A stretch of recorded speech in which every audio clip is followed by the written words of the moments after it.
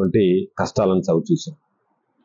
వందల వేల కోట్ల ఆస్తులు ఉన్నటువంటి వ్యక్తులు కూడా ఆసుపత్రుల్లో బెడ్లు దొరక్క నానా ఇబ్బందులు పడినటువంటి పరిస్థితిని గమనించినటువంటి జగన్మోహన్ రెడ్డి గారు ప్రతి జిల్లాకి ఒక మెడికల్ కాలేజీ ఉండాలి, దానికి అనుసంధానంగా ఒక సూపర్ స్పెషాలిటీ హాస్పిటల్ ఉండాలి, మెడికల్ కాలేజీల ద్వారా వైద్య విద్యార్థులు వైద్య విద్యను అభ్యసించి డాక్టర్లు ఎక్కువ మంది తయారై మారుమూల ప్రాంతంలో కూడా వైద్య సేవలు అందించడానికి సిద్ధపడతారు, దానితో పాటు పేదవాడికి కార్పొరేట్ ఆసుపత్రి ద్వారా మనం వైద్య సేవలు అందిస్తామని ఏ జిల్లాలో అయితే ఆసుపత్రులు లేవో, మెడికల్ హాస్పిటల్స్ లేవో అక్కడ మెడికల్ కాలేజీకి అనుసంధానంగా సూపర్ స్పెషాలిటీ హాస్పిటల్స్ నిర్మించాలని 17 మెడికల్ కాలేజీలు సాధించడం జరిగింది.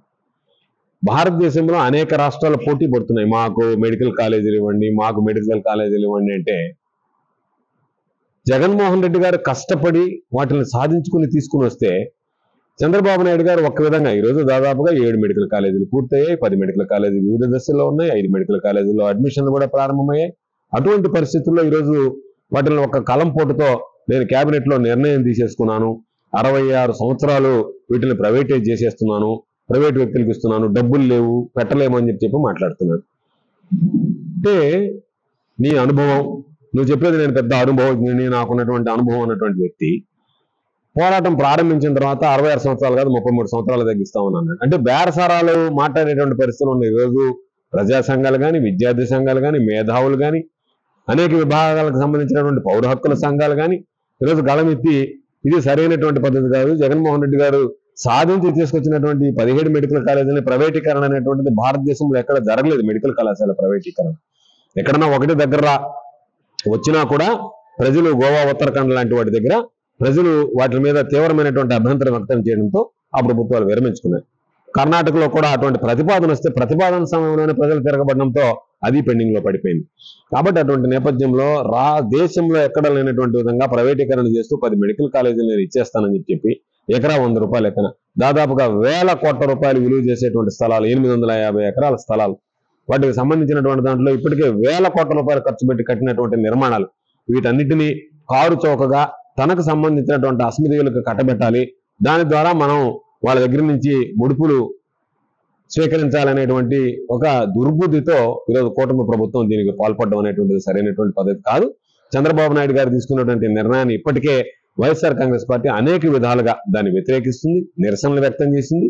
దానితో పాటు ఈరోజు దీర్ఘకాలిక పోరాటం అవసరం, ఖచ్చితంగా ఈ ప్రభుత్వం మీద ఒత్తిడి పెంచాలి, చంద్రబాబు నాయుడు మెడలు వంచాలి, ప్రైవేటీకరణ తీసుకున్నటువంటి నిర్ణయాన్ని అమలు చేయకుండా అడ్డుకోవాలి అనేటువంటి లక్ష్యంతో ఈరోజు వైఎస్ఆర్ కాంగ్రెస్ పార్టీ మా నాయకుడు జగన్మోహన్ రెడ్డి గారి ఆదేశాలతో ఒక కార్యాచరణ ప్రణాళిక రూపొందించుకుని ప్రతి అసెంబ్లీ నియోజకవర్గం నుంచి 50,000 మంది నుంచి 60,000 మంది వరకు సంతకాలు సేకరించి వాటిని మహనీయుడు బిఆర్ అంబేద్కర్ గారు ఏదైతే చెప్పాడో సమీకరించు, బోధించు, పోరాడు అన్నట్టుగా దానికి అనుగుణంగా ఈరోజు అందరినీ సమీకరించడం, వాళ్ళకి ఈ విషయం తెలియజెప్పడం, వాళ్ళ ద్వారా పోరాటాన్ని సంసిద్ధం చేయడం, వాళ్ళ దగ్గర నుంచి సంతకాలు సేకరించడం, ఆ కార్యక్రమానికి శ్రీకారం చుట్టాం. అందులో భాగంగా ప్రతి నియోజకవర్గం నుంచి 50,000 నుంచి 60,000 సంతకాలు తీసుకోవాలనుకున్నాం. 1,000,000 సంతకాలు పూర్తయిన తర్వాత జిల్లా వ్యాప్తిగా అందరం కూడా వీటిని కేంద్ర కార్యాలయానికి పంపిస్తాం. కేంద్ర కార్యాలయం అందరూ జగన్మోహన్ రెడ్డి గారి నాయకత్వంలో అందరం కలిసి వెళ్లి గవర్నర్ గారికి వినతి పత్రం సమర్పించాలనేటువంటిది మా ప్రధానమైనటువంటి ఆలోచన. కాబట్టి ఈరోజు ఈ ప్రభుత్వం అన్ని రంగాల్లో వైఫల్యం చెందింది.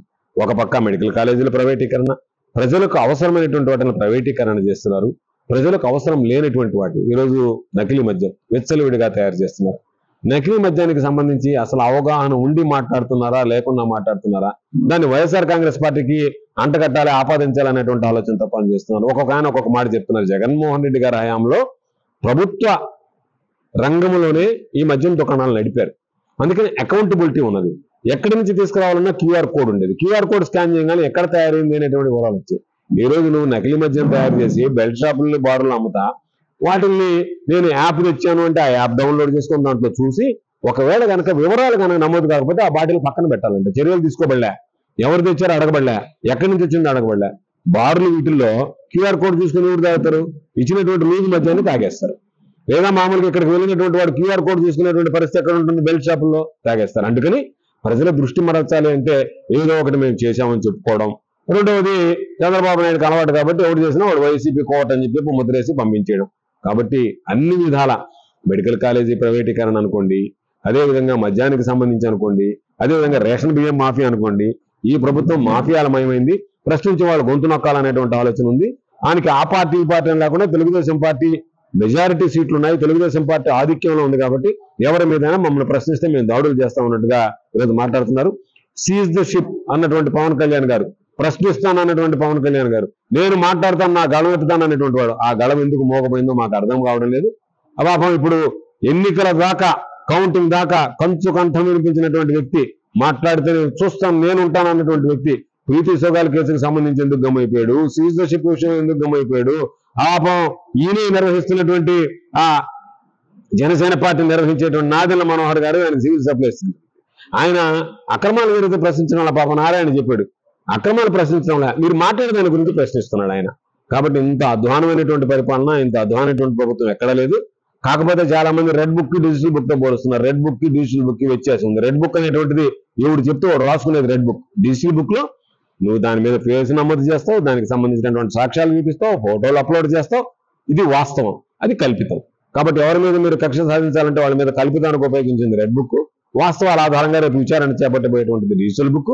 అందుకని మరలా అధికారులకు చెప్తున్నాం, ఈ రోజు మీరు చేసేటువంటి పాపాలు రేపు మిమ్మల్ని శాపాల్లాగా వెంటాడతాయి, ఇంతకు 10 రెట్లు మీరు అనుభవిస్తారు. ఈ రోజు ఎవరినైతే మీరు జైల్లో పెడుతున్నారో, ఎవరి మీదైతే మీరు కక్ష సాధింపులకి దాడులకి పాల్పడుతున్నారో, ఏ కుటుంబాలు అయితే ఈ రోజు మీ వల్ల గోడుగోడమంటున్నాయో, బాధపడుతున్నాయో, వెలిపిస్తున్నాయో, రేపు అంతకు 10 రెట్లు తెలుగుదేశం పార్టీకి సంబంధించినటువంటి నాయకులు కానీ, అధికార పార్టీ నాయకులతో పాటు అధికారం ఉంది కదా అని వంత పాడుతున్నటువంటి అధికారులు కానీ భారీ మూల్యం చెల్లించుకోవాల్సినటువంటి పరిస్థితి ఏర్పడుతుంది. ఈరోజు వెంకటగిరి నియోజకవర్గానికి సంబంధించి ఇక్కడికి వచ్చినటువంటి నేపథ్యంలో ఈరోజు కార్యకర్తల నుంచి కానీ, స్థానికంగా ఉండేటువంటి నాయకత్వం పట్ల కానీ ఒక పటిష్టమైనటువంటి నాయకత్వం, వాళ్ళ నుంచి వచ్చేటువంటి స్పందన చూస్తే దాదాపుగా వైఎస్ఆర్ కాంగ్రెస్ పార్టీ ఏ రోజు ఎన్నికలు నిర్వహించిన రాష్ట్రంలో వైఎస్ఆర్ కాంగ్రెస్ పార్టీ ఖాతాలో వెంకటగిరి నియోజకవర్గం జమ అయిపోయినట్టే లెక్క. వెంకటగిరి నియోజకవర్గంలో రాబోయేటువంటి రోజుల్లో రామ్ కుమార్ రెడ్డి గారు భారీ మెజారిటీతో గెలవడం ఖాయం. కాబట్టి ఇటువంటి నేపథ్యంలో అందరం కూడా రాబోయేటువంటి రోజుల్లో వీళ్ళు చేసినటువంటి అన్యాయాలు, అఘాయిత్యాల మీద విచారణ జరిపిస్తాం. ప్రజలకు ఈ రోజు మీరు హింసించి ఏదైతే హామీలు ఇచ్చి వాటిని అమలు చేయకుండా ఇబ్బందులు పెడుతున్నారో, అభివృద్ధి సంక్షేమ కార్యక్రమాలు సమగ్రంగా అమలు చేస్తాం.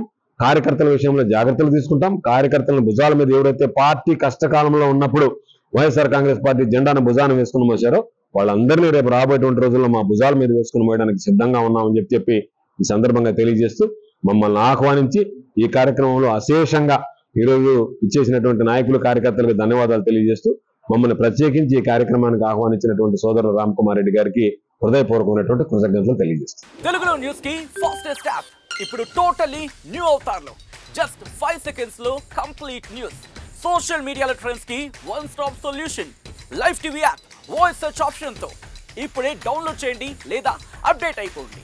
యాప్ లింక్ డిస్క్రిప్షన్ లో ఉంది.